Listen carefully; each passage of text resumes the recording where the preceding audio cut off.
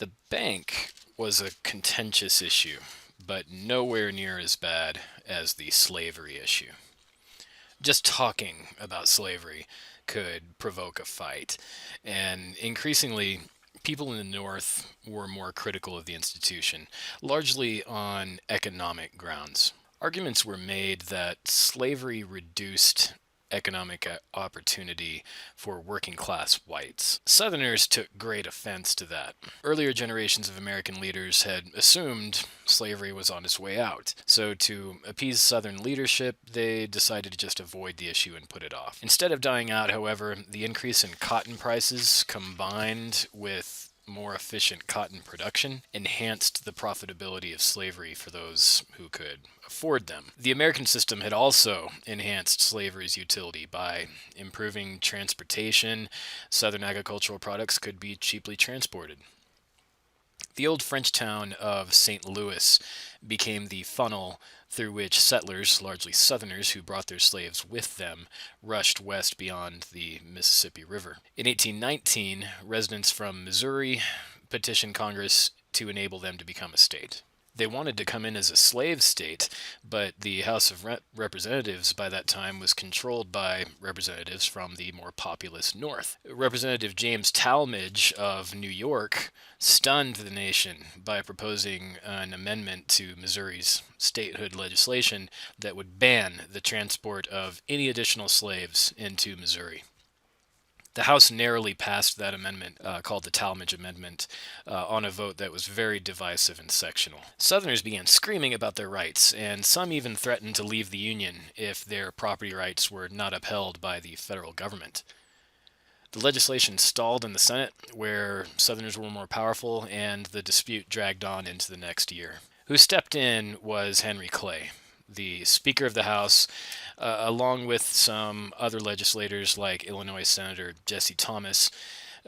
They worked out a series of legislative compromises. Maine had also applied for statehood, so the first part of the compromise was to admit Maine as a free state and Missouri as a slave state, maintaining an even balance between slave and free states, and thus an even split in the U.S. Senate. Second, legislation was passed that excluded slavery in the rest of the Louisiana Purchase territory, which Missouri was a part of, north of latitude 36 degrees 30 minutes, the southern border of Missouri. Another problem arose when pro-slavery factions that dominated Missouri's constitutional convention decided to ban free blacks and mulattoes, mixed-race people, from the state, which was a violation of the Constitution. Henry Clay fashioned a compromise to that would admit Missouri only if it would promise to never deny free blacks their constitutional rights. The Missouri legislature approved Clay's suggestion, but denied that it had any power to bind the people of their state to that pledge. But it resolved the particular issue, and Missouri entered the Union as a slave state in 1821, also Maine coming in as a free state.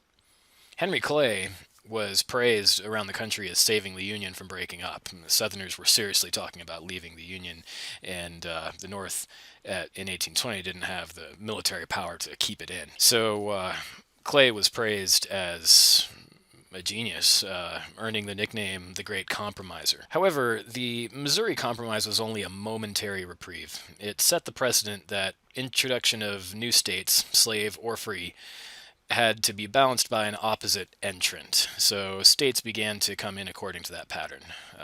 Arkansas came in as a slave state, then Michigan, a free state, then Texas and Florida, slave states, then Iowa and Wisconsin, free states.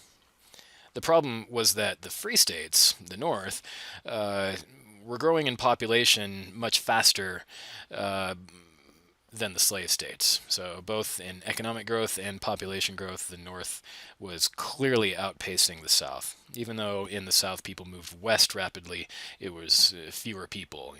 You had a lower number of people taking up larger tracts of land in the Southwest, Mississippi, Missouri, Louisiana, Arkansas, eventually Texas. That was a looming problem, but for the moment in 1820, the Missouri Compromise looked like it was a major breakthrough.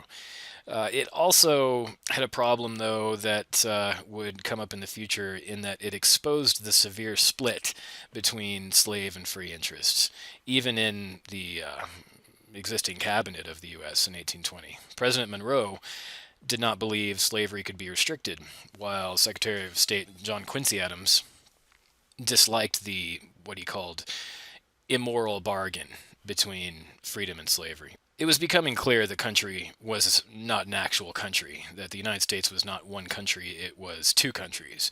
The North dominated by shipping, commerce, manufacturing, small farms, the South becoming more dependent on slavery. Average people were similarly divided as politicians and leaders were.